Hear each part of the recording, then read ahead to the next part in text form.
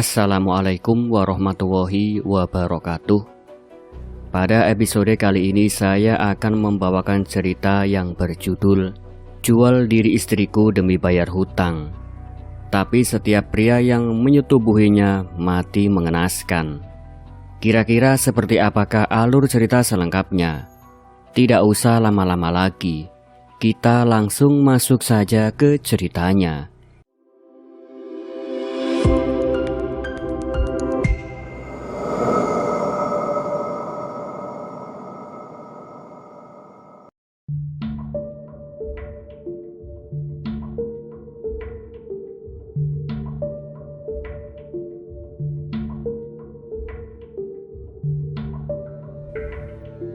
Pulang dari Malaysia tanpa tabungan, Rojiah kembali disambut hinaan keluarga dan cibiran tetangga. Di Purwodadi, ia dinikahi Bahrun yang manis di mulut dan getir di perbuatan. Lelaki ini menyeretnya ke jeratan hutang Syarif dan Wak Jamil. Saat segala pintu rezeki tertutup, Mak Rasti menawari jalan cepat ritual, jual musuh. Di gua keramat menukar nyawa orang yang dibenci menjadi uang. Rojiah kelelahan oleh caci dan akhirnya setuju. Uang ratusan juta pun muncul, tapi damai tak kunjung datang. Para lelaki yang menyentuhnya mati satu-satu dengan cara tak wajar. Bahrun makin rakus, hubungan mereka retak. Aulia diganggu hal-hal yang tak terlihat, dan uang lenyap seperti asap. Di puncak horor, Rojiah mengetahui tumbal sejati bukan musuh, melainkan orang-orang paling dekat. Ia memilih melawan sumber kutukan, bersekutu dengan Ustadz Fadil, dan menghadap gua untuk memutus perjanjian. Harga yang harus dibayar, melepas seluruh uang, membuka aib, serta menanggung kematian yang sudah terlanjur terjadi. Akhirnya, Rojiah selamat. Namun tercabik batinnya. Ia hidup sederhana bersama Aulia, Bahrun dan para rentenir menuai balasan. Di Purwodadi, kabar tentang perempuan yang membawa maut menjadi legenda yang membuat orang menunduk saat menyebut namanya. Pesawat mendarat ketika langit di Purwodadi berwarna abu-abu. Rojiah turun dengan ransel tipis, jahitannya longgar di beberapa sisi, dan sebungkus oleh-oleh sisa ringgit yang berubah jadi kue murahan di bandara. Di kepalanya masih tersisa dengung mesin, juga percakapan yang tak selesai. Suara majikan di Malaysia yang menahan gaji terakhir karena kasir salah hitung. Suara agen yang lenyap tanpa jejak, dan suara Aulia di dalam ingatan yang memanggil Mama dengan napas pendek. Ia naik bus antar kota, lalu ojek, sampai akhirnya berdiri di depan rumah milik ibunya. Atap bergemerisik genteng tua yang pernah berjanji menahan hujan. Pintu terbuka separuh, bau minyak goreng, bawang, dan keringat kerja bercampur jadi satu. "Assalamualaikum," ucap Rojiah, suaranya patah-patah. Ibunya menoleh. Sejenak ada kilat lega, lalu redup kembali secepat awan menutupi matahari. "Waalaikumsalam," jawabnya pelan dan datar. "Kamu pulang juga?" Rojiah menaruh ransel di lantai, tangan gemetar menahan malu. "Ibu, maaf, aku..." "Bawaanmu mana?" Kakak perempuannya, Lina, menyela dari dapur. "Koper-koper besar itu kemana? Waktu pergi bilangnya kerja baik, gaji bulanan, ada overtime. Kok pulang cuma bawa tas sobek?" "Ikut mbak," sahut suaminya Lina dari belakang. "Iya toh, biasanya yang dari luar negeri itu bawa TV kecil, atau paling nggak kulkas mini lah." Rojiah menelan ludah. "Aku pulang tangan hampa," katanya jujur. "Gajiku ditahan, agennya kabur, aku disuruh balik bulan depan, tapi aku nggak kuat bu.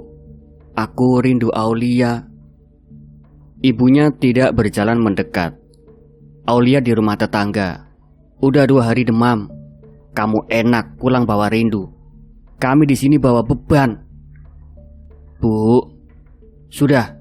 Lap dulu keringatmu, terus cuci muka. Gak usah banyak alasan. Ibunya berbalik, menatap piring. Suaranya dingin seperti logam. Di luar tetangga berbisik. Pagar bambu menjadi telinga. Ada yang menyebut gagal. Ada yang mencibir gak kuat kerja. Ada yang menuding pulang karena bermasalah. Bisik-bisik itu seperti jarum kecil yang menancap satu-satu ke kulit kepala, turun ke leher, lalu menetap di dada. Rojiah duduk di balai-balai kayu. Telapak kakinya pegal seperti dicengkeram. Hatinya lebih pegal lagi. Ia menarik napas panjang. Aulia, kamu di mana? Di rumah Ibu Ruby, kata ibunya singkat. Kalau mau jemput, tapi jangan lama-lama. Dia perlu istirahat. Rojiah mengangguk. Ia keluar menyusuri gang kecil. Tanah masih menyimpan sisa hujan semalam, licin, bau amis. Rumah Bu Ruby tidak jauh. Di depan beranda, tampak Aulia meringkuk dengan selimut tipis. Pipinya panas, rambutnya lengket. Ma, bisik Aulia begitu melihat. Rojiah memeluknya, dadanya berdenyut. Maaf nak. Jangan dibawa banyak jalan, tegur Bu Ruby. Demamnya turun naik. Uang obatnya kemarin, ya kamu ngertilah. Aku gantikan nanti, kata Rojiah. Meski dompetnya berisi uang kecil yang bahkan tak cukup untuk membeli bubur ayam 2 porsi. Mereka pulang perlahan. Di rumah, ibunya menatap Aulia tanpa senyum. Duduk di kamar, jangan main tanah, katanya ketus. Kamu Jia, bantu angkat air. Baik Bu. Ia mengangkat ember dari sumur. Tali kasar mengiris telapak. Sambil menarik, ia mendengar kakaknya bercakap di ruang depan tentang rencana arisan, pinjaman, dan biaya yang kemarin. Kalimat-kalimat seperti itu berjalan setengah semut, tetapi membawa gigi kecil yang siap menggigit. Malam datang. Aulia muntah sedikit. Demam naik. Rojiah melap wajah putrinya, mengganti baju, menaruh handuk basah di dahi. Sabar nak, besok mama akan cari kerjaan. Kerja apa? Suara ibu terdengar dari ambang pintu. Gak ada ijazah, gak ada modal, nama sudah jelek di telinga orang. Kerja di pabrik, masuk daftar tunggu, jualan di pasar. Siapa yang mau ngutangin buat beli bakul? Aku bisa nyuci di rumah orang, Bu, jawab Rojiah menahan getar. Banyak yang sudah datang duluan. Ibunya menatap tajam. Dan kamu itu, ya kamu tahulah, orang kalau sudah punya cerita, bau bisiknya susah hilang. Bu, jangan gitu. Rojiah menunduk. Aku pulang untuk mulai ulang. Mulai ulang itu bukan dengan tangan kosong. Ibunya kembali berlalu. Rojiah memandangi Aulia yang merintih sambil menggigit bibir kecilnya. Ma. Aulia menarik tangan ibunya. Jangan pergi lagi. Aku di sini nak, bisik Rojiah. Mama janji. Pagi berikutnya sinar matahari kotor menembus tirai. Rojiah menyapu halaman, menimba air, mencuci panci. Kak Lina lewat sambil menguap. Ada kabar Jia, katanya Sarif mau kesini. Rojiah menoleh. Sarif siapa? Rentenir. Uang ibu bulan lalu kan belum lunas. Bunga jadi gendeng, sahut Lina, menoleh mengumumkan jadwal ronda. Jantung Rojiah terperosok. Tak lama Sarif muncul di teras. Kemeja putihnya terlalu terang untuk pagi yang kusam. Senyumnya tipis seperti garis pisau. Assalamualaikum, ucapnya tegas. Waalaikumsalam, jawab ibu berusaha sopan. Silakan duduk, Pak. Terima kasih.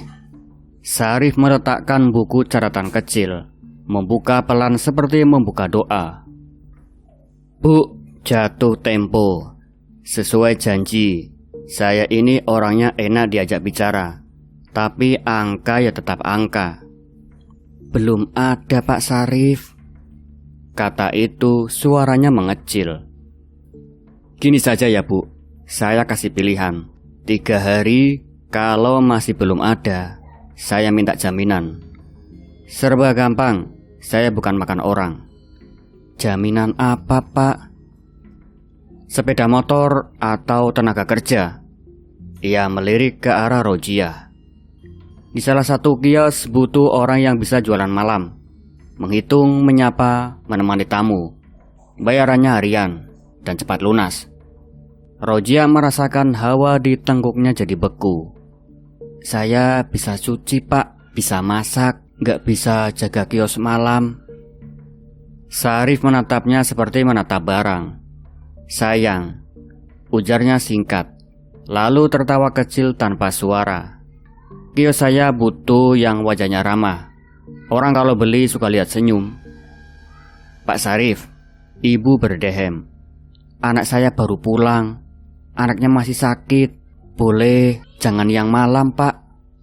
Syarif menutup buku. 3 hari, Bu. Jangan bikin saya repot. Ia bangkit memperbaiki kerah lalu pamit pergi. Pintu menutup. Udara dalam rumah rasa-rasanya jadi tipis. Aulia batuk di dalam kamar. Bu, kata Rojiah pelan. Aku usahakan cari kerja siang ini juga. Ibu memijit pelipis. Siang kamu cari, malam kamu jaga Aulia. Jangan bikin anak itu sendirian. Kemudian lirih ibu menambah. Andai kamu pulang bawa simpanan sedikit, kita nggak akan begini. Rojiah mengangguk. Ia keluar rumah menapaki gang. Di kepala, daftar tempat muncul. Warung, kios pulsa, laundry, rumah makan, dan kios sayur. Satu persatu ia datangi. Satu persatu ia ditolak halus, ditolak kasar, atau diminta untuk menunggu kabar. Maaf, sudah ada orang. Kita lagi sepi, Mbak. Nama panjenengan siapa? Oh, Rojiah. Wah. Nama itu jatuh seperti batu ke sumur, menimbulkan riak kecil yang cepat hilang, menyisakan air yang keruh. Menjelang sore ia duduk di tepi parit, menatap air kecoklatan yang mengalir malas. Mata perih, lambung kosong, mulut kering. Ia ingin menangis, tapi air mata seakan sudah habis di perbatasan Malaysia di ruangan bea cukai ketika petugas menjama barang-barangnya, menanyakan mana selip gaji, dan ia hanya bisa mengangkat bahu. Assalamualaikum. Suara lelaki membuatnya menoleh.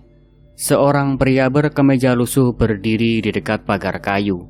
Tubuhnya kurus, kumisnya tipis, mata teduh yang seperti pernah melihat terlalu banyak hal. Kamu Rojiah ya? Waalaikumsalam, jawabnya hati-hati. Iya, saya Rojiah. Aku Bahrun. Kemarin ikut bantu panen di sawahnya Pak Raffi. Dengar-dengar kamu sudah pulang. Pulang? Rojiah mengulang tanpa tenaga. Di warung Bu Ruby tadi aku lihat kamu lewat. Mau cari kerja ya? Rojiah mengangguk. Bahrun berdiri canggung. Kalau butuh bantuan angkat-angkat, bilang saja. Aku kadang kerja bangunan, kadang bantu panen, kadang ojek. Gak pasti sih. Ia tersenyum simpul. Tapi kalau antar untuk ke puskesmas aku bisa. Anakmu sakit kan? Sakit, kata Rojiah. Ia demam. Sini. Bahrun menunjuk arah gang. Sore ini puskesmas masih buka. Rojiah menimbang. Aku nggak bawa uang. Ada BPJS desa, sahut Bahrun. Kalaupun ada biaya, aku talangi dulu. Rojiah memandangnya. Di balik kelusuhan baju dan bau matahari yang menempel di kulitnya, ada sesuatu yang tampak jujur. Mungkin hanya lelah yang mirip dengan lelahnya sendiri. Terima kasih. Mereka berjalan ke rumah. Ibu mengizinkan Aulia dibawa. Dengan raut wajah yang sulit dibaca. Hati-hati, katanya. Dingin paling hangat yang sanggup ia keluarkan hari itu. Di puskesmas Aulia diperiksa. Demam virus ini, Bu, kata perawat. Banyak minum, obat turun panas, dan jangan lupa dikompres. Berapa, Bu? Tanya Rojiah. Perawat menutup map. Gratis. Ini program desa, Bu.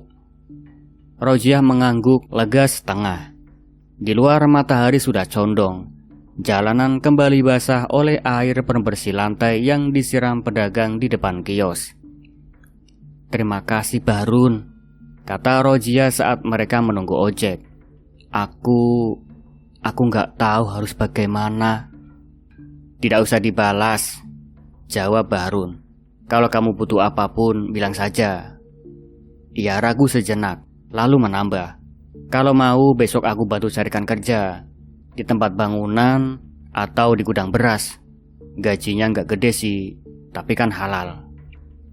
Halal itu cukup, kata Rojiah. Kalimat itu hampir seperti doa. Malamnya Aulia tidur lebih nyenyak. Obat turun panas bekerja perlahan. Rojiah duduk di samping ranjang, menatap wajah kecil itu hingga rasanya waktu ikut duduk bersamanya. Ibunya masuk pelan. Tadi sore tetangga datang, katanya. Mereka bilang kamu pulang tanpa kiriman uang. Aku kan malu. Rojiah meremas ujung kerudung. Maafkan aku, Bu. Ibu berdiri di ambang, memandangi cucunya. Bahrun itu siapa? Teman kampung, Bu. Dia orangnya baik. Baik? Ibu mendengus. Baik itu mudah dari awal, sukar di akhir. Aku tahu. Rojiah menahan napas. Tapi setidaknya hari ini anakku minum obat, Bu. Ibu tak menjawab. Besok pagi Sarip datang lagi, katanya sebagai penutup. Jangan kemana-mana. Kita harus bicara. Pagi kedua setelah kepulangan udara lembab, langit setengah kusut. Sarif datang lebih cepat dari nyanyian ayam jantan. Ia menaruh buku catatan di meja, lebih tebal dari kemarin. 3 hari terlalu lama, katanya. Aku ada keperluan mendadak. Jadi begini saja. Malam ini juga salah satu dari kalian jaga kios tempatku. Gak berat, cuma duduk, menyapa, mengantar barang, yang penting senyum. Aku akan cari jalan lain, sahut Rojiah mengangkat wajah. Tolong beri kami waktu. Senyum itu lebih cepat dari waktu. Sarif tersenyum, mata yang tak ikut tertawa. Pintu berderit, Bahrun muncul di ambang. Permisi, sapanya. Pak Sarif ya? Saya Bahrun. Sarif melirik ringkas. Dan kamu? Tanyanya pendek. Aku ini calon suami Rojiah, ucap Bahrun. Suaranya tidak keras tapi cukup tajam untuk membelah udara di ruang tamu. Kalau soal jaga kios, biar aku yang jaga, jangan Rojiah. Rojiah tersentak. Ibu melirik tajam. Lina menutup mulut menahan komentar. Sarif menghela napas dan menilai cepat. Boleh, tapi uang bunga jalan terus.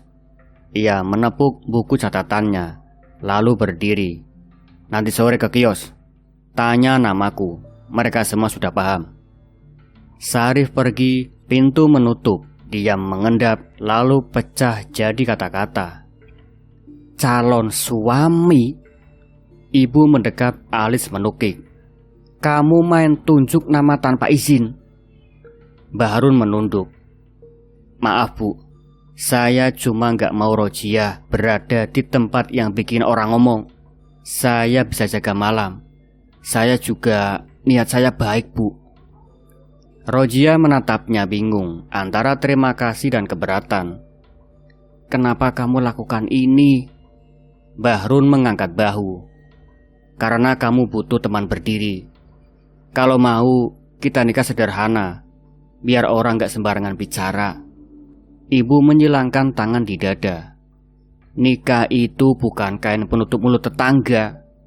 Benar Bu, sahut Bahrun. Tapi nikah juga bisa jadi pintu untuk menata ulang. Rojiah memejamkan mata sejenak. Di ruang dada, suara-suara bertengkar. Malu dan syukur, takut dan harap. Cemas pada Sarip, cemas pada masa depan. Wajah Aulia tidur dengan napas teratur. Ia membuka mata. Aku butuh waktu, Bahrun. Oke, aku tunggu. Jawab Bahrun singkat. Sampai kamu yakin. Hari itu Rojiah menjemur pakaian, mengulek sambal dan menanak nasi. Ibu tak banyak bicara. Lina sibuk dengan urusan arisannya. Aulia bermain dominas kecil yang ujung-ujungnya selalu roboh. Menjelang petang, Bahrun pamit pergi ke kios Sarif. Ia berdiri lama di ambang pintu, seperti ingin mengatakan sesuatu yang lebih dari sekadar permisi. Tapi yang keluar hanya doakan saja agar semua lancar. Baik, jawab Rojiah. Senja masuk ke rumah lewat celah-celah dinding. Cahaya menipis. Suara kampung semakin jelas. Azan maghrib, sendok beradu piring, tawa kecil anak-anak, dan suara mesin motor. Di atas semua itu ada satu suara yang tak bersuara. Kecemasan yang duduk di sudut hati. Malam turun, Aulia tidak demam lagi, hanya berkeringat sedikit. Ibu akhirnya duduk, menatapnya dan berkata nyaris tak terdengar.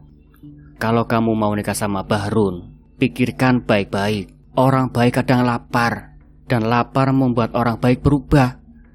Tapi sendirian juga bisa membuatmu habis. Rojiah menatap jari-jarinya. Aku akan pertimbangkan, Bu. Di luar angin menggesek pepohonan.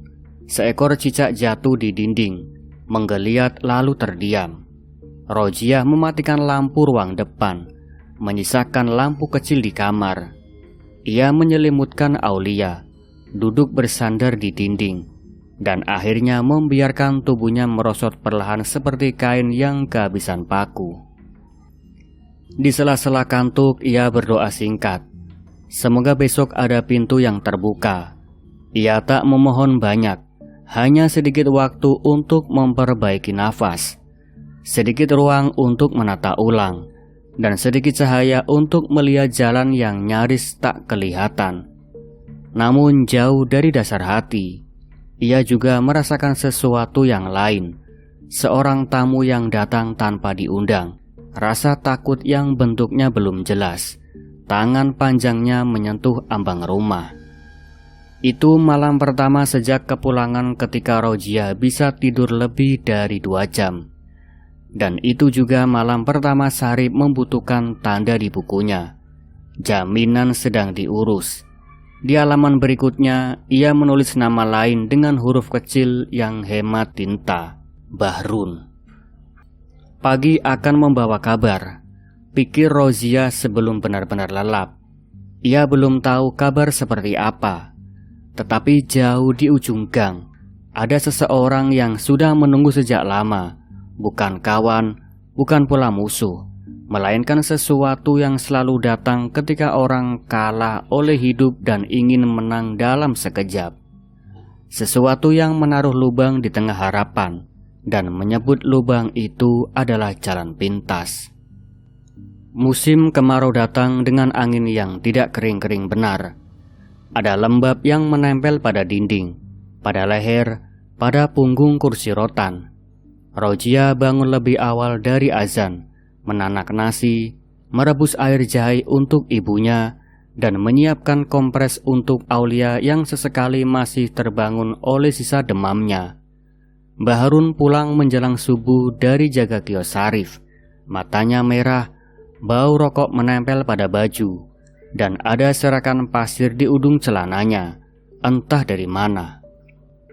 "Aku tidur dulu ya," kata Mbah Harun rancuh antara permisi dan menghilang.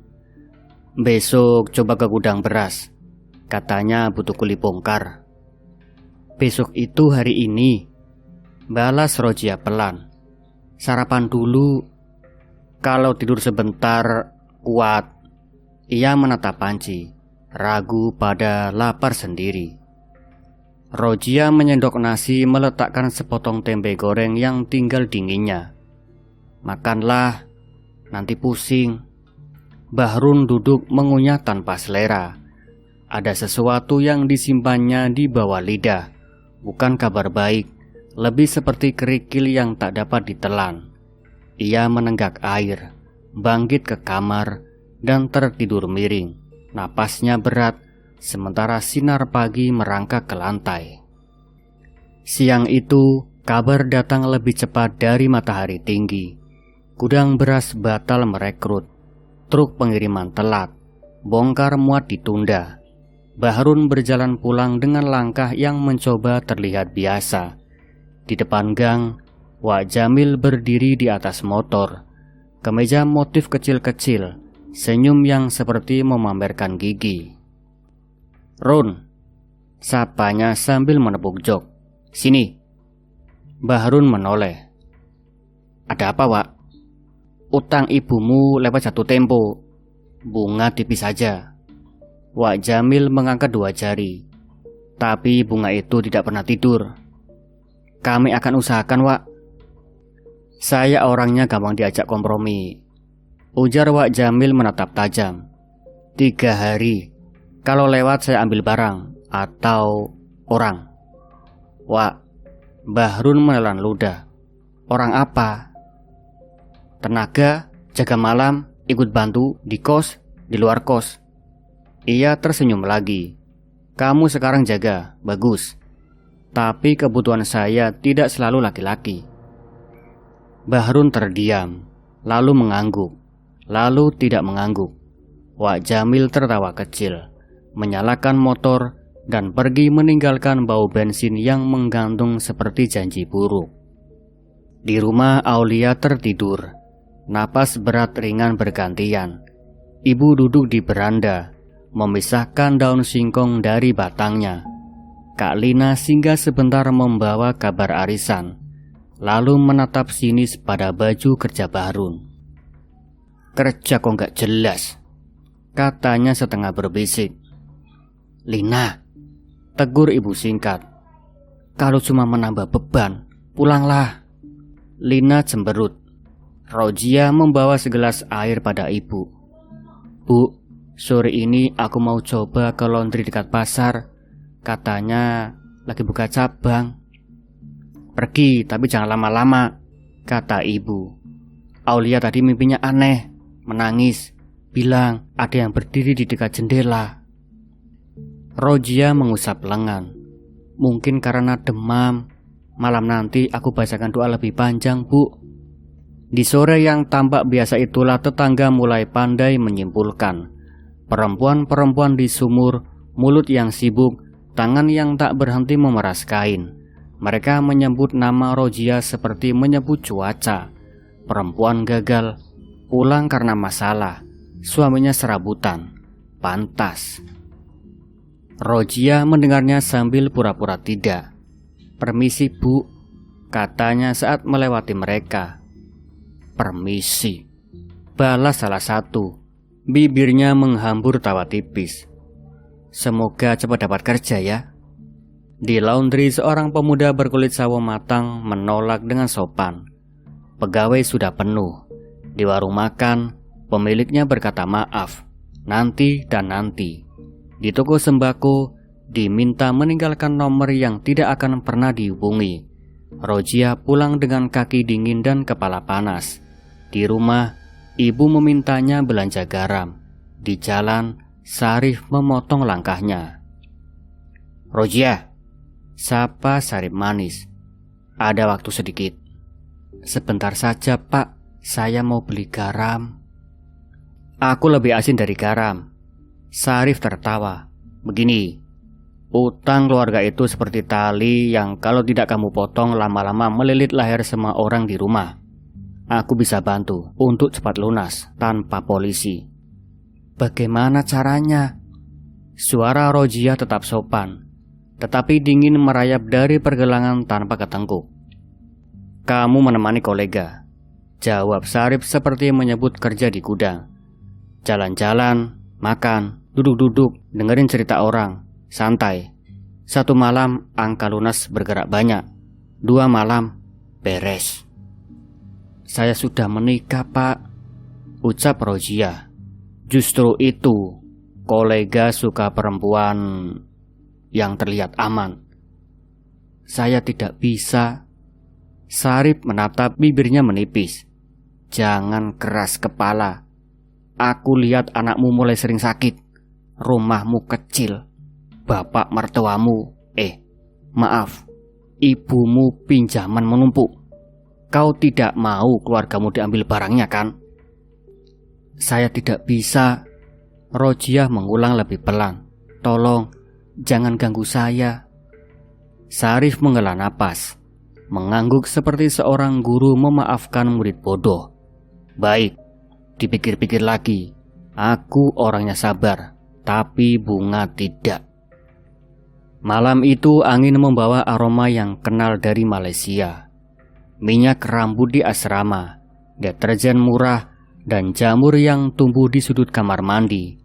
Rojia menyiapkan makan malam sederhana. Aulia duduk di dekatnya, menggambar lingkaran dengan pensil pendek. Bahrun pulang dari kios, lelah yang tak menggambarkan hasil. "Gimana?" tanya Rojia. "Seharian kosong," jawab Bahrun. "Malam nanti katanya ramai." Ia berdehem. "Tentang tawaran Sarif." Rojia menatap piring. "Apa?" "Dia bicara padaku juga," kata Bahrun menahan pandang. "Soal menemani kolega. Katanya 1 malam bisa mengurangi bunga banyak." "Dan kau bagaimana?" Bahrun diam, lalu menggosok alis. "Aku pikir kita tidak punya banyak pilihan." Rojia menahan napas. "Pilihan selalu ada." "Tidak untuk orang seperti kita," sahut Bahrun, lebih cepat dari seharusnya. "Ibumu bisa diambil barangnya. Aulia butuh obat. Aku tidak ingin lihat kalian diusir." Jadi Rojia merasakan sendi-sendi tangannya ingin menguntuk. "Sekali saja," kata Bahrun. "Kau temani, duduk, senyum, tidak perlu..." "Stop!" Rojia memotong. "Jangan sebutkan." Bahrun memejamkan mata sebentar, lalu berkata, "Jia, aku malu bilang ini, tapi kenyataan menempel seperti keringat. Kita kepepet." "Kepepet itu bukan alasan untuk menjual diri," ujar Rojia, suara tenang yang membuat kata-kata seperti paku. "Aku pernah pulang tanpa uang. Aku bisa pulang tanpa martabat. Tidak, aku tidak ingin menjualmu," kata Bahrun lebih pelan. "Aku ingin kita bertahan. Kita bertahan bukan dengan menabrak tembok yang sudah diberi peringatan." Di luar gonggongan anjing terdengar. Lalu bunyi seperti mulut yang menutup setelah mengatakan sesuatu yang seharusnya tak diucapkan. Aulia menatap ibu bapaknya bergantian, lalu kembali pada gambar lingkarannya. Seolah di dalam lingkaran itu ada tempat yang tidak dimasuki orang dewasa. Malam berselang lambat. Rojia menidurkan Aulia, menutup kelambu, membaca doa pendek. Bahrun duduk di teras, menatap langit yang tidak berbintang. Ketika ia kembali ke dalam, rumah seperti lebih kecil dari sebelumnya. "Besok aku ke pabrik kerupuk," katanya. "Teman bilang lagi butuh orang." "Besok aku ke laundry lagi," balas Rojia. Mereka berbaring, punggung berhadapan. Di dalam gelap, ada jarak yang tidak bisa diukur. Keesokan hari, pabrik kerupuk tidak butuh orang. Laundry sudah menerima 2 pegawai baru. Di siang yang malas itu, Wak Jamil muncul lagi, tanpa senyum kali ini. "Bunga jalan," katanya pada ibu. "Malam ini adalah batasnya." Ibu memandang Rojiah. Di mata tua itu ada rasa sakit yang ingin disembunyikan. "Aku sudah tua," katanya pada Wak Jamil. "Ambil barang apa aja, jangan anakku."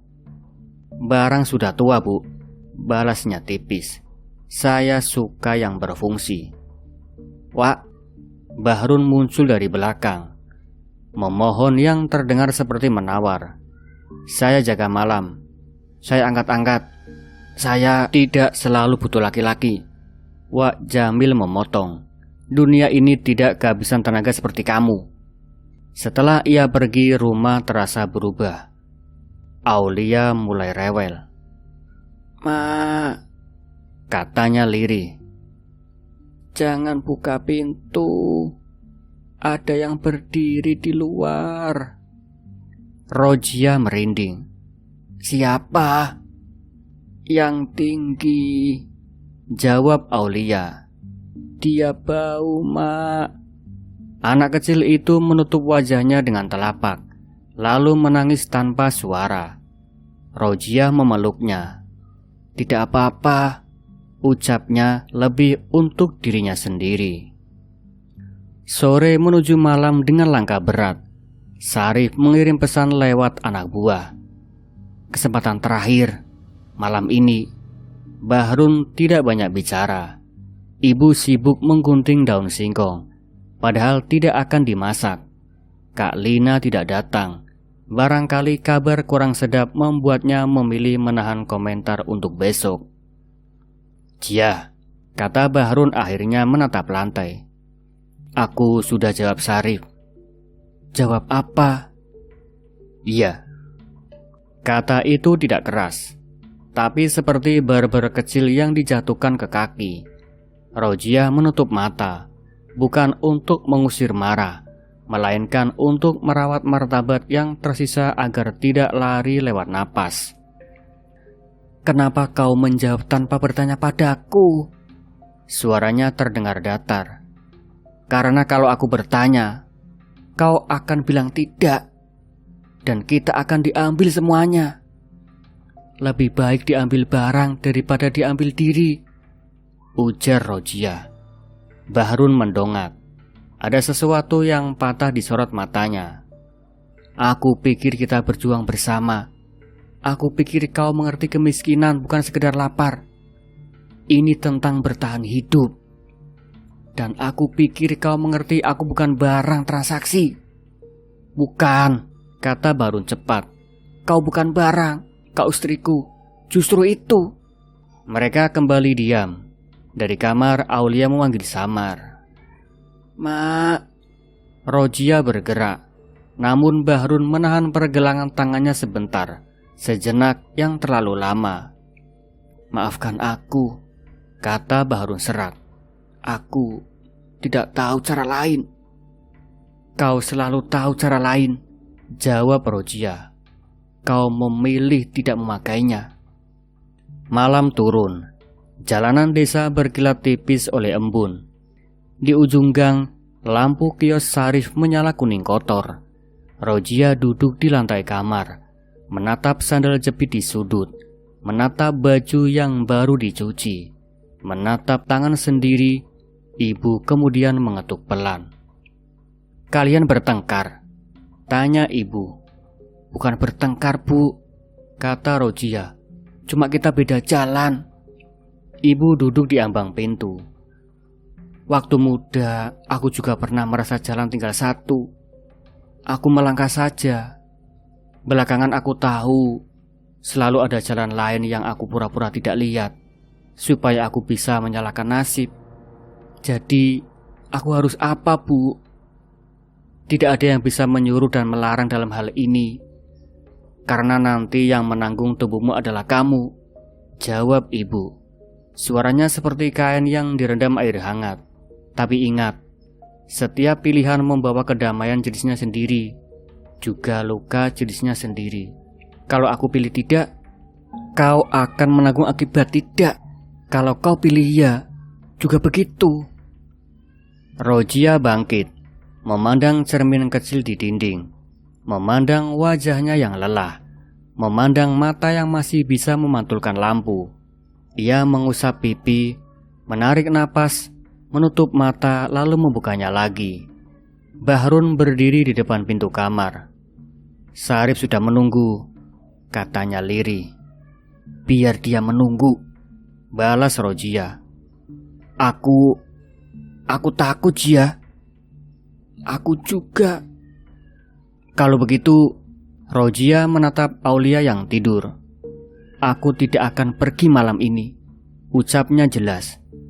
Kalau besok mereka mau ambil kursi, ambil panci, ambil radio, biar. Kalau mereka mau ambil nama baikku dengan gosip, biar. Tapi malam ini aku akan tetap di sini. Bahrun menggenggam udara. Kata-katanya hilang di sela napas. Kalau kau mau tetap pergi ke kios, pergilah. Tapi jangan kirim utusan untuk tubuhku. Bahrun memelototi dinding. Setelah jawaban ada di sana.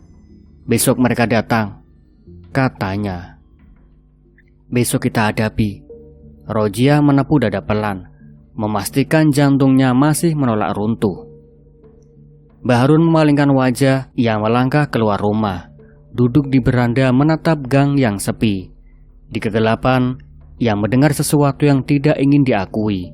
Dari arah kios Sarif, tawa laki-laki pecah, lalu reda, lalu pecah lagi. Ia menunduk. Maaf, gumamnya entah pada siapa. Di dalam kamar, Rojiah merungkuh Aulia. Anak itu mengigau. Ma, jangan buka pintu. Rojiah mengelus rambutnya. Tidak, nak, bisiknya. Pintu tetap tertutup. Tetapi pintu tidak selalu kayu dan engsel. Ada pintu lain yang merayap dari dalam kepala, dari luka lama, dari gosip yang tidak pernah selesai. Dan malam itu, di sela-sela doa yang dirapalkan pelan, Rojiah mencium bau yang belum pernah ia cium di rumah ini. Campuran amis uang baru dan keringat orang asing, aroma yang tinggal di udara cukup lama untuk membuat lampu bergetar. Lalu hilang seperti tamu yang tahu kapan harus pulang. Besok mereka akan mengetuk dengan cara lain, di jam yang tidak nyaman, dengan syarat yang tidak ditulis. Malam turun sepenuhnya. Pada jam di mana ayam belum bermimpi apa-apa, keputusan telah dibuat. Meski tidak ada yang merasa menang, Rojiah memilih bertahan di dalam. Bahrun memilih keluar untuk jaga kos, juga untuk menjaga rasa takutnya sendiri agar tidak tumbuh terlalu cepat. Sarif memilih menunda amarahnya hingga esok pagi, ketika angka bisa diubah menjadi ancaman yang lebih mudah dimengerti. Di ujung gang, suara sepeda tua melintas, diikuti bunyi rantai yang bergesekan. Di halaman rumah, bayang-bayang pohon seperti orang yang ingin mendekat tetapi ragu. Aulia tidur. Mulutnya sedikit terbuka, napasnya akhirnya teratur. Rojiah memejamkan mata, mengukur ketabahan dengan jari 1, 2, 3, hingga suara jangkrik menjadi irama yang menenangkan. Esok hari akan datang tanpa malu, menuntut jawaban yang tidak bisa lagi ditunda. Untuk sementara, malam meminjamkan punggungnya agar mereka dapat bersandar sejenak, sebelum berdiri lagi. Dengan tangan yang belum tentu kuat, tetapi tetap terulur ke depan.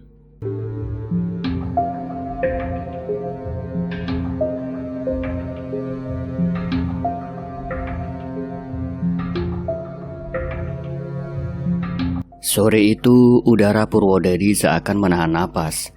Angin membawa aroma tanah basah bercampur belukar yang ditebas. Dan di antara desir pohon bambu terdengar suara asing. Langkah Mak Rasti. Perempuan parubaya dengan mata kuning samar berjalan perlahan ke rumah Rojiah. "Assalamualaikum," suaranya serak. "Waalaikumsalam," jawab Ibu Rojiah dari dapur. "Sini, Mak." Rojiah berdiri di depan pintu, menahan napas. Aulia meringkuk di pelukan, demamnya kembali. Bahrun duduk di bangku, wajahnya tirus dan letih, tetapi matanya menyala seperti orang yang menunggu kabar baik dari siapapun, meski dari setan sekalipun. Mak Rasti duduk menatap tajam ke arah Rojiah. "Kamu ingin anakmu sembuh, utang lunas, dan hidupmu berkah?" Rojiah tidak menjawab. Bahrun yang bicara. "Tentu, Mak. Apa caranya?" "Jual diri," kata Mak Rasti datar, seolah menyebut hal biasa seperti menanak nasi. "Di Gua Keramat, di utara desa, kamu akan bawa musuh atau siapapun yang kau benci. Nyawa mereka jadi uangmu. Uang cepat, banyak, tanpa bank." Rojiah tersentak. "Saya tidak bisa begitu, Mak. Itu dosa besar." Mak Rasti tersenyum miring. "Dosa? Anakmu lagi sakit, utang menjerat, orang-orang semua menghinamu. Mana yang lebih besar? Dosanya atau membiarkan keluargamu hancur? Atau membiarkan musuhmu yang sudah lama menyakitimu pergi lebih cepat?" Bahrun menunduk. Suaranya bergetar tapi penuh nafsu. "Berapa yang bisa didapat, Mak?" "Ratusan juta," jawab Mak Rasti. "Syaratnya kamu harus bulat. Kalau ragu, uang itu akan berubah jadi petaka." Rojiah merasakan tenggorokannya kering.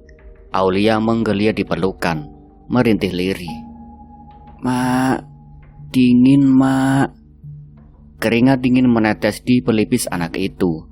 Bahrun menggenggam tangan Rojiah. "Kita tidak punya cara lain.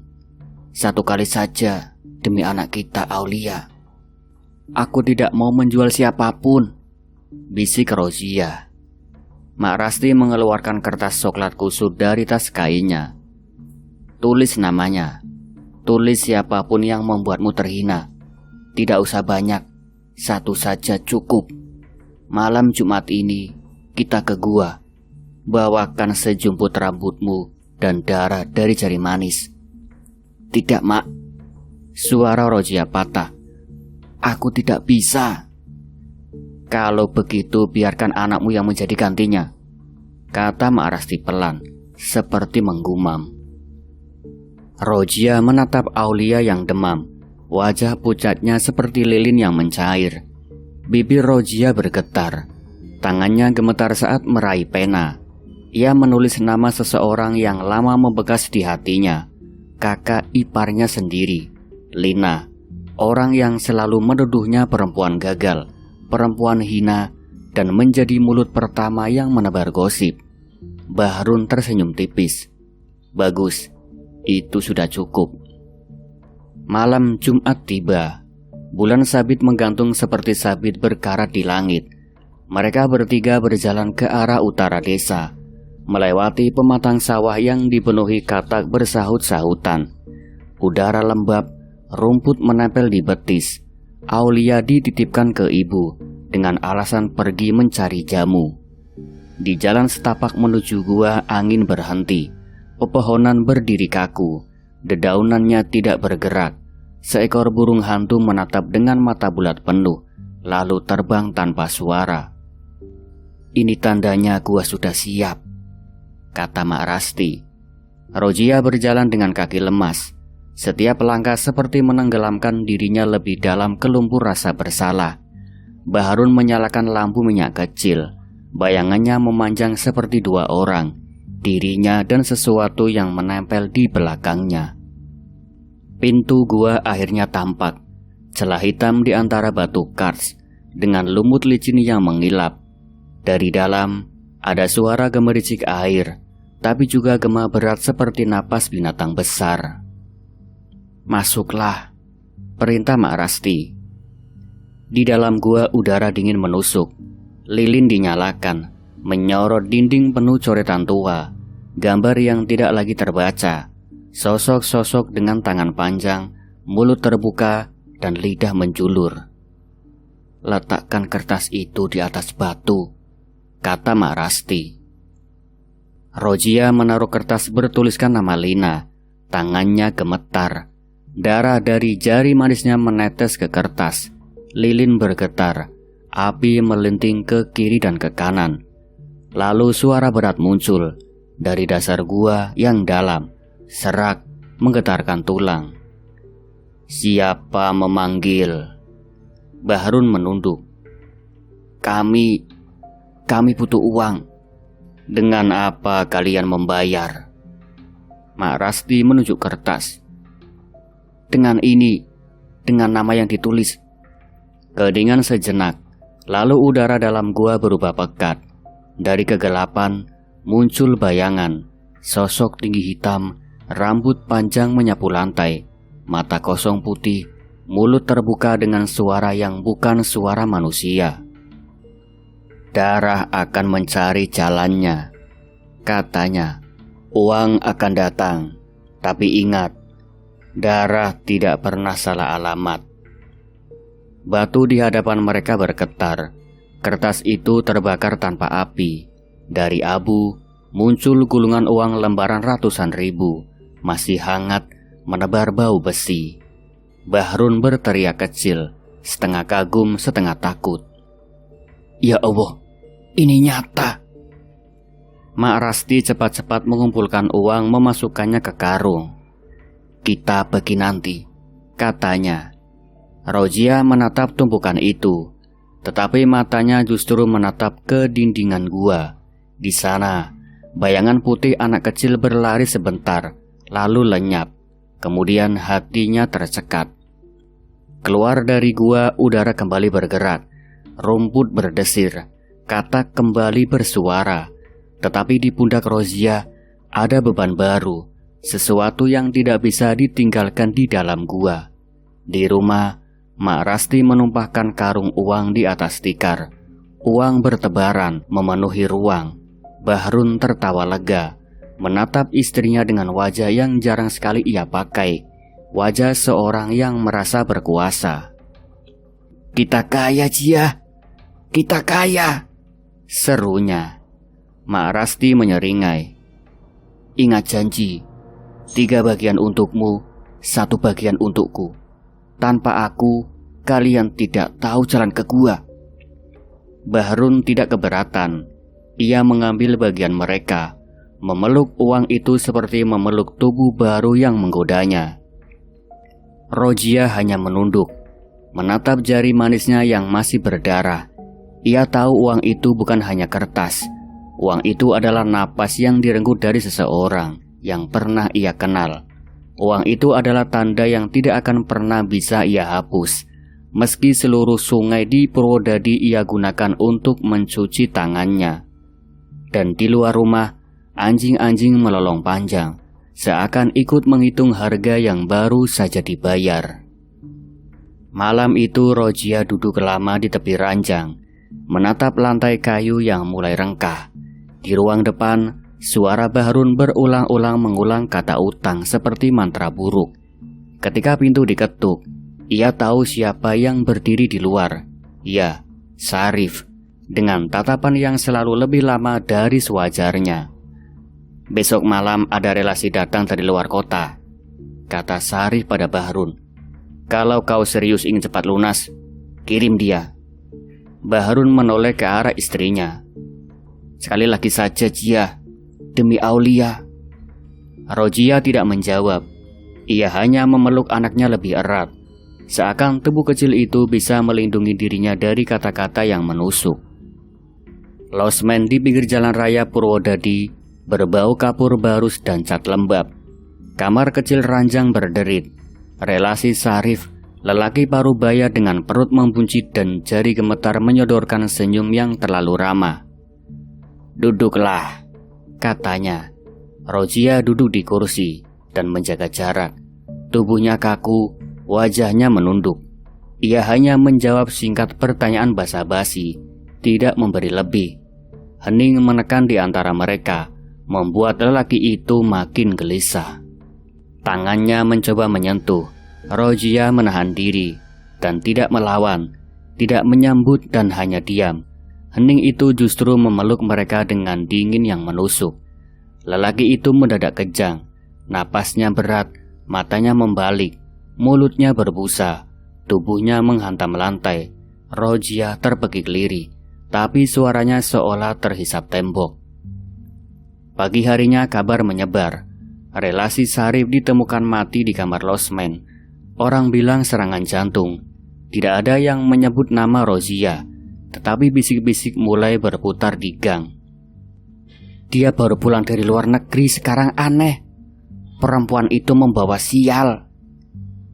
Di rumah, Bahrun menggenggam uang yang diberikan Syarif. Uang yang terasa lebih berat dari logam apapun. Lihat, lunas sebagian, katanya. Matanya berkilat. Sekali lagi Jia, tinggal sedikit. Roziah menatapnya lama. Kau tidak lihat bagaimana ia mati? Kau tidak merasa ada yang menempel pada tubuhku? Jangan bicara begitu. Bahrun menghindari tatapan. Kita butuh ini. Klien kedua datang beberapa minggu kemudian. Lelaki muda, wajahnya tampan, tangannya halus. Mereka bertemu di warung kopi, lalu pindah ke kamar sewa. Roziah diam seperti sebelumnya, hanya hadir, tubuhnya bagai bayangan. Lelaki itu mencoba bercanda, menyentuh dan mendekat. Hening kembali menebal. Dan tiba-tiba, seperti terulang, tubuhnya menggeliat keras, wajahnya memucat, napasnya tercekat. Ia mati di hadapan Roziah, dengan mulut terbuka seperti memanggil sesuatu yang tak terlihat.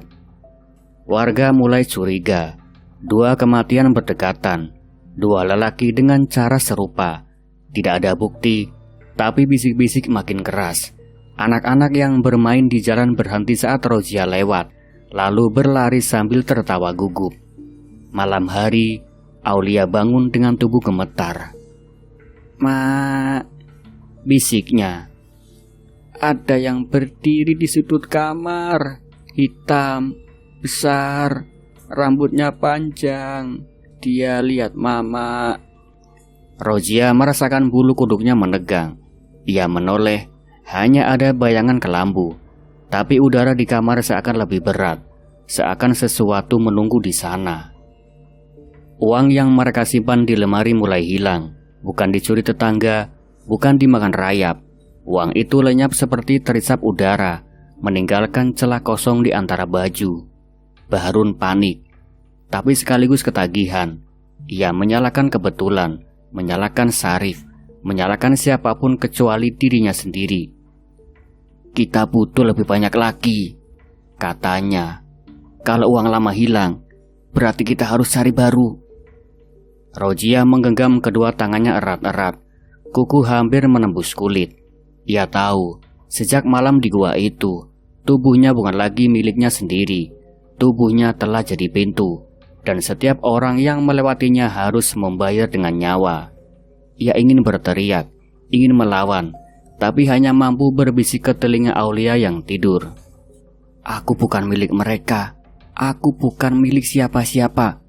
Aku akan mencari jalan keluar. Namun di luar kamar, angin berdesir membawa aroma amis, seolah gua keramat masih mengintai, menagih janji yang tak pernah benar-benar bisa ditebus. Desa Purwodadi tidak pernah benar-benar tidur.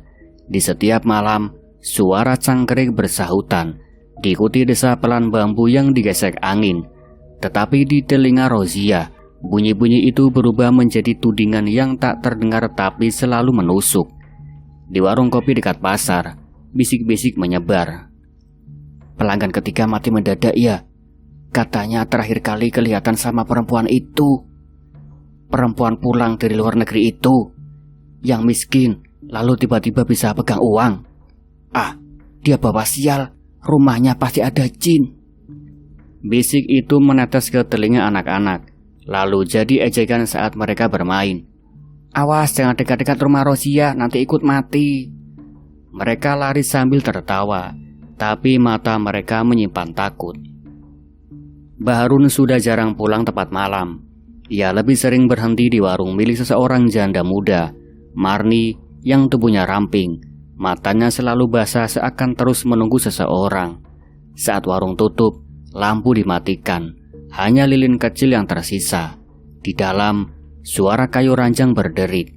Desahan menekan, aroma keringat bercampur nasi yang masih hangat di panci. "Denganmu aku merasa lebih hidup," bisik Bahrun pada janda itu. Marni membalas dengan sentuhan pelan, seolah tubuh Bahrun adalah satu-satunya jalan menuju kenyang. Bahrun meyakinkan dirinya sendiri, ini bukan pengkhianatan, ini cara menemukan rezeki yang tak seram, rezeki yang tak keluar dari tubuh, yang tidak terkutuk. Ia pulang dengan mata lelah, tapi bibir mengembang, membawa sisa aroma asing di kulitnya. Rojiah diam. Ia tahu ia bisa mencium, tapi diamnya bukan pasrah. Diam itu menyimpan api yang membakar pelan dari dalam. Di rumah, Aulia jatuh demam tinggi. Tubuh kecil itu menggigil seperti dipeluk udara asing. "Mak, ada yang belai rambutku," bisiknya lemah. "Dingin, Mak, hitam." Rojiah memeluknya erat. "Tidak ada siapa-siapa, di sini hanya Mama." Tapi ia tahu, ada sesuatu yang memang menyentuh, sesuatu yang datang dari gua keramat, sesuatu yang menagih. Di lemari, uang hasil pesugihan kembali menguap. Satu ikat lenyap tanpa bekas, seolah ditelan tanah. Roziah menunduk lama, mendengar suaminya memaki-maki. "Setan benar, uang kita terus hilang." Mak Rasti datang malam itu. Ia duduk di tikar dengan tubuh miring, sorot matanya dalam.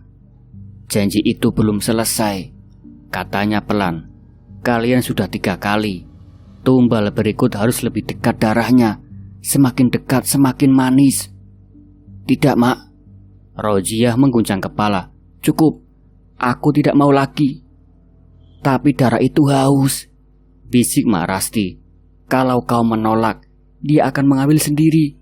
Mungkin dari anakmu, mungkin juga dari ibumu." Rojiah gemetar. Ia memeluk Aulia yang tertidur gelisah. Bahrun semakin terdesak. Ia hampir menjual perhiasan kecil milik Aulia, sebuah gelang kawat murah yang diberikan tetangga saat lahir. "Ini emas, meski tipis, lumayan untuk beli obat," katanya. "Jangan," teriak Roziah, merebut gelang itu. "Itu bukan milikmu, itu milik anakmu." Bahrun menatapnya dengan mata merah, lalu pergi keluar, kembali ke warung Marni. Tetangga semakin yakin rumah itu berisi jin. Mereka menghindari melewati halaman, menutup pintu lebih cepat, menahan anak-anak agar tak bermain di dekat situ. "Itu rumah berbau tanah kubur," kata seorang nenek di sumur. Rojiah menelan semua itu. Ia merendam tangis di bantal, memeluk Aulia erat hingga dada sesak. Amarahnya tidak lagi ditujukan pada Bahrun, pada Marasti, atau pada Sarip. Amarah itu kini diarahkan pada dirinya sendiri, karena tangannya yang pertama menuliskan nama, karena darah dari jari manisnya yang pertama menetes di gua itu.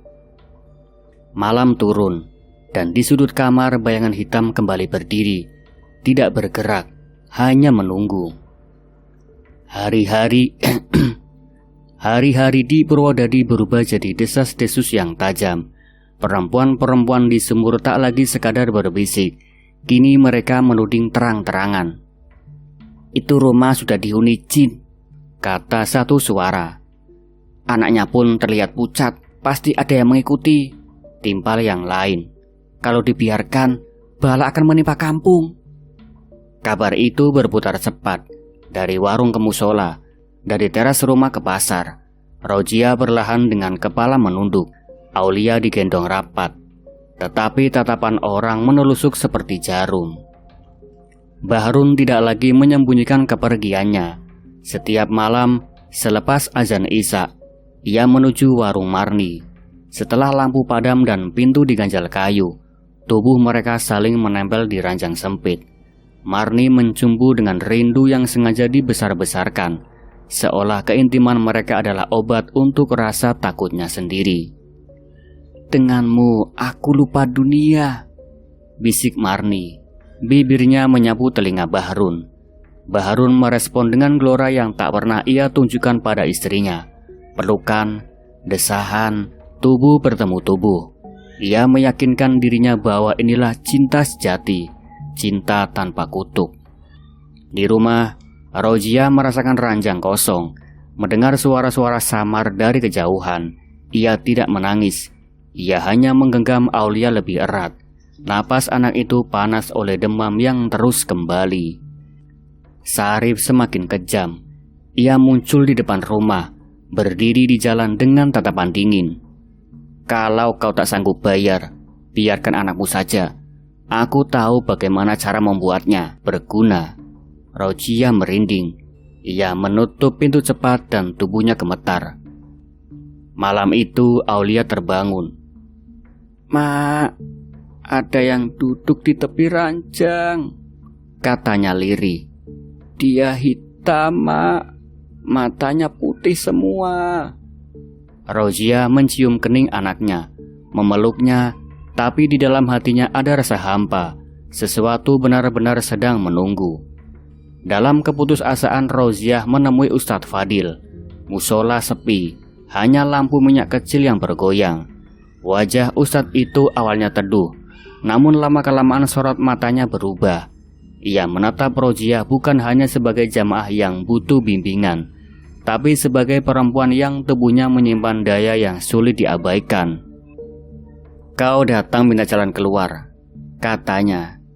"Tapi jalan itu menuntut kejujuran. Akui semuanya pada keluargamu. Dan uang, sisa berapapun harus dilebur. Tak boleh ada yang disisakan." "Kalau aku lakukan itu," suara Roziah bergetar, "ikatan bisa diputus." Ia berhenti, lalu menambahkan dengan nada rendah, "Tapi ikatan yang menjeratmu bukan hanya dengan jin. Tubuhmu sendiri adalah pintu. Pintu harus ditutup dengan cara tertentu." Roziah mengerutkan kening. "Apa maksud Ustadz?" "Jima," jawabnya singkat. "Dengan niat, dengan doa, dengan tubuh yang suci oleh cinta, sebelum malam Jumat. Kalau tidak, darah dekatmu akan ditelan." Roziah terpaku. Antara jijik, marah, dan anehnya sebuah keheningan ganjil menyusup. Ustadz Fadil menatapnya bukan seperti Bahrun yang rakus, bukan seperti Sarif yang kejam. Ada kerinduan samar, ada rasa ingin melindungi, tapi syarat itu mengguncang batas yang tak pernah ia bayangkan. Malam berikutnya, kabar tersebar lagi. Pelanggan keempat ditemukan mati di parkiran pasar. Wajah membiru, mulut terbuka. Orang-orang kini yakin benar Roziah membawa maut. Bahrun pulang marah-marah. "Itu semua salahmu. Kau menolak sekali lagi. Kita makin hancur." "Ini bukan salahku," jawab Roziah lirih. "Ini kutuk dari gua, dari darah." Uang yang tersisa makin menipis. Bahrun tak rela meleburkannya. Ia menolak permintaan Ustadz. Ia menolak semua kecuali dirinya sendiri. Di malam yang berat, Roziah duduk di dekat Aulia yang terbaring pucat. Tangannya menyentuh kening anak itu. Tubuh kecil itu menggigil. Dari jendela, bayangan panjang menempel di dinding. Ia tahu waktunya hampir habis. Ustadz Fadil sudah memberi batas. Sebelum malam Jumat, ia harus memilih uang atau nyawa anak. Keheningan menekan. Dalam dada Roziah ada sesuatu yang patah, lalu menyala. Ia tahu tubuhnya memang jadi pintu, dan pintu cepat atau lambat harus ditutup. Roziah mengikat sisa uang ke dalam selembar kain putih. Simpulnya ketat seperti napas yang dipaksa bertahan. Malam itu ia berjalan ke arah utara bersama Ustadz Fadil. Langkah mereka berat. Tanah basah meresap ke telapak kaki.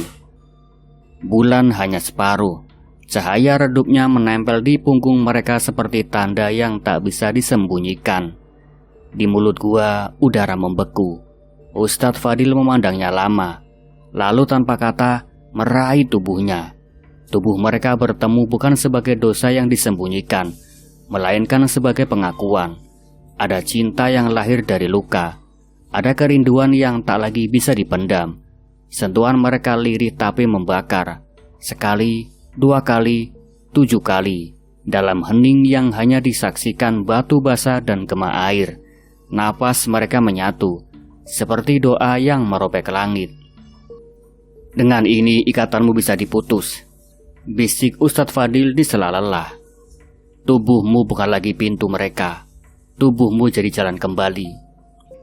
Namun langkah pulang tak pernah sederhana. Bahrun muncul dengan wajah pucat, matanya penuh api. Mana uang itu? Itu aku juga.